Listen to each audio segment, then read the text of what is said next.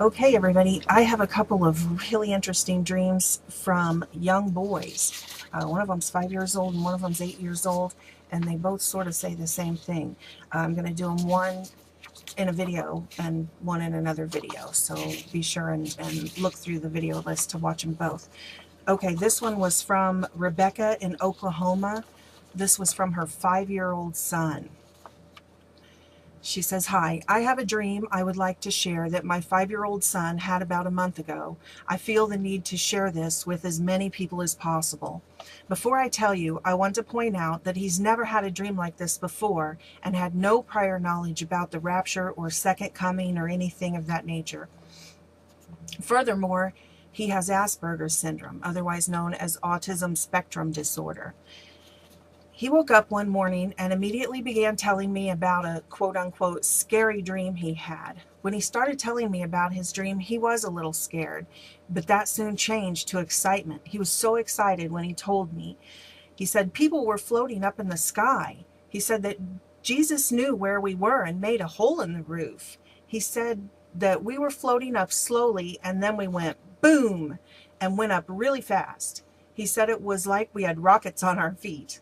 I have a 4-year-old son. That's exactly what he would say too. He said it was like we had rockets on our feet. He said that some people went with the good angels and some people went with the bad angels. He told me that Jesus was fighting a bad guy that wanted to be like God, and that the bad guy wants people to say F words. He said that Jesus defeated the bad guy and locked him in a cage with gray bars. He put a gold lock on it, and he didn't remember seeing a keyhole on the lock. That's a strange detail that he remembers so much detail. He said that we went to heaven and he saw a bright light. He said there was no need for light as there were real fire candles and glow stones. That reminds me of the 7 candlesticks that it says is before the throne of God, the 7 spirits of God. He said that Jesus made us strong and sick proof. Then he told me that Jesus knows what we like to eat and that there are no cars in heaven. He said that Jesus read the Bible to all of us and baptized us all at the same time. After he told me his dream, he asked if it was Sepper.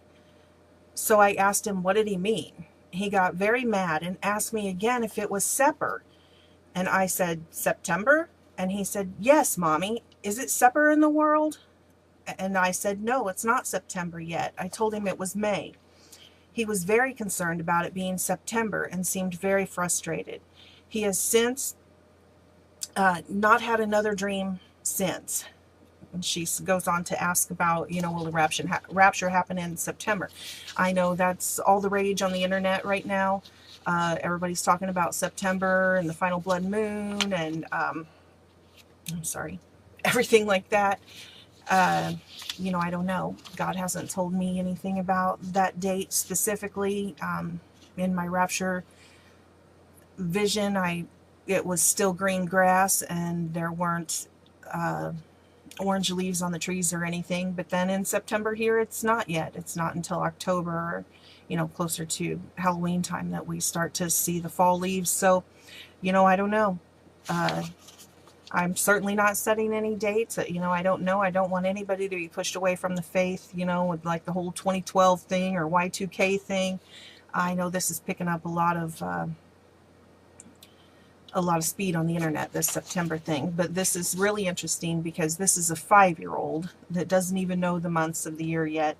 And he was told September in his rapture vision, which ties in again to the vision I have coming up from the 8-year-old. So be sure and watch that.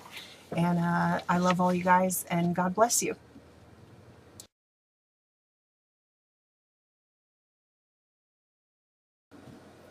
Okay, so this channel is dedicated to showing people that God's not dead.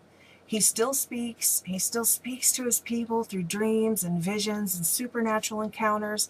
People have everything from being caught up to heaven, out-of-body experiences, angels appearing in their rooms, angels saving them from accidents and intervening in their lives, people being miraculously healed. Lots and lots of prophetic glimpses. You don't need to go to a psychic. You don't need to, read some astrology chart. You can have a personal relationship with a living God. You can see these. You don't have to go ghost hunting. You can have a spiritual experience with the living God and be involved daily with real spirits, Holy Spirit, the Holy Spirit, angels, and the Lord. And we encourage everybody to do that. And if you've had these types of experiences, all these supernatural experiences, angels and out-of-body experiences, dreams, visions, prophetic events in your life, interventions from the Lord that will help edify humanity, to help wake them up to the fact that God is alive and He is still working in the world until the very last day. So if you have those, please share them with me at the email address below in the description box, and I will post them as many as I have time to. And if you need a Bible, please, you need to get this book. I know it's been banned from the public education system, and a lot of people have never ever read it. Even a lot of Christians have it laying in their home covered in dust, but they've never opened it and read it. You need to read it.